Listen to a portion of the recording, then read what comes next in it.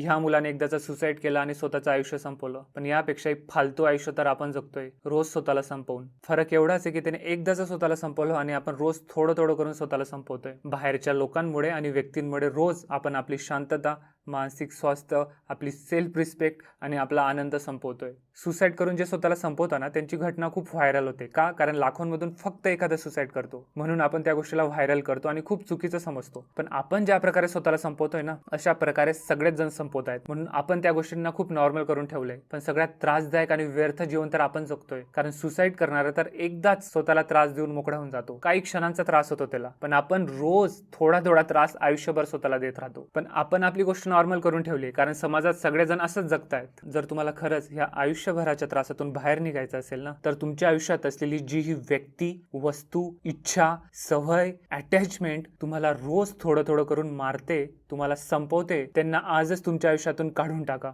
विश्वास ठेवा, फक्त सुरुवातीला तुम्हाला खूप सारा त्रास सहन करावा लागेल, पण तो त्रास आयुष्यभर थोडा थोडा त्रास सहन करण्यापेक्षा अधिक पटीने चांगला असेल. कारण फक्त श्वास चालू असणं म्हणजे आयुष्य जगणं नाही. स्वतःची सेल्फ रिस्पेक्ट, मानसिक शांतता, आनंद, किंमत या सगळ्या गोष्टींना जपणं, स्वतःला हरवू न देता, याला म्हणतात खरं आयुष्य जगणं.